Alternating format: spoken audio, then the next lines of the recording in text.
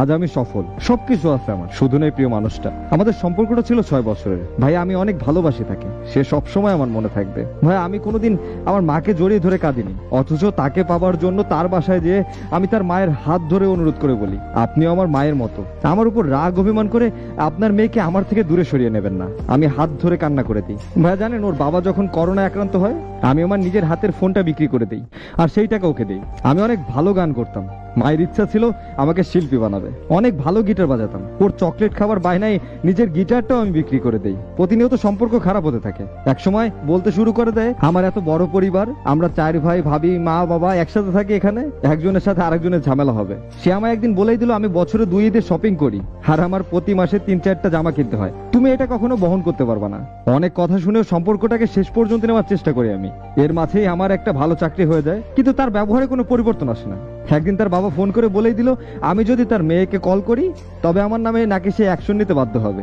জানেন ভাইয়া, সেদিন আমি কোনো উত্তর দেই নাই তাকে, সালাম দিয়ে ফোনটাকে রেখে দিই। বুঝে গেলাম আমার ভালোবাসাটা এখানেই শেষ। হয়তো একদিন অফিস থেকে আসতেই আমার বন্ধু কল করে বলে একটু যেন দেখা করি তার সাথে। তখন আমার সেই বন্ধু আমাকে জানায় আজ ওর গায়ে হলুদ। আমার তখন পায়ের তল থেকে মাটি সরে যাচ্ছিল। আমি ছুটে যাই ওরে নিয়ে আসার জন্য। আমার ভাইয়া ভাবি ছোট নিষ্পাপ ভাতিজিও কান্না করে দেয় আমার চোখের পানি দেখে। আমার সব বন্ধুরা আমার সাথে যায়, আর যাওয়ার পরে আমি শুনি যার সাথে তার বিয়ে হচ্ছে তার সাথে গত 3 মাস যাবত তার সম্পর্ক। ইভেন এটা একটা প্রেমের বিয়েই হচ্ছে। সেদিন আমার ভাইয়া একটা কথাই আমাকে বলছিল, ক্ষমতা দেখায় হয়তো আজকে ওরে নিয়ে যেতে পারি, কিন্তু ভাই তুই কোনোদিন সুখী হইতে পারবি না। আজ ভাইয়া আমার মাসে যা ইনকাম হয় তা দিয়ে আমি একটা পরিবার অনায়াসে চালিয়ে দিতে পারি। ভাই শুধু তাকে লেখা আমার একটাই মেসেজ থাকবে, চাঁদের বিকল্প কিছু নাই, তাহলে সূর্যেরও নয়। কষ্টের পরিবর্তে কেবলই কষ্ট। আমি তাকে কোনোদিন ক্ষমা করব না। এইসব কিছু মেয়ে আছে যারা তাদের চাহিদা পূরণ করার জন্য সম্পর্কে আসে, আর যখন চাহিদা শেষ হয়ে যায় ছেলেটাকে ছুঁড়ে ফেলে দিতে বিন্দু পরিমাণে চিন্তা করে না। আর যারা জীবনে এমন কিছু মানুষের দেখা পাইছেন আর আজ তারা আপনাদের জীবনে নাই, আফসোস করেন না, আর আল্লাহর কাছে শুকরিয়া আদায় করেন যে এইসব পতিতার কাছ থেকে আল্লাহ আপনাকে বাঁচাই দিছে। কারণ এরা আর কিছুদিন আপনার জীবনে থাকলে শুধু আপনি না, আপনার পরিবারটাও শেষ করে দিত। আর এসব কিছু মেয়ের জন্য পুরো সব মেয়ের উপরই আঙুলটা ওঠে। লোভী মানুষগুলোর শেষ বেলায় কি হয় জানেন? ওই যে একটা গল্প আছে না, কাঠের কুড়াল আর সোনার কুড়াল। দিন শেষে দেখা যাবে এই মেয়েগুলো সবকিছু হারিয়ে নিঃস্ব হয়ে ঘুরবে, জাস্ট লাইক পাগলের মতো। কোথাও জায়গা পাবে না এরা, তখন এরা এদের ভুল বুঝতে পারবে।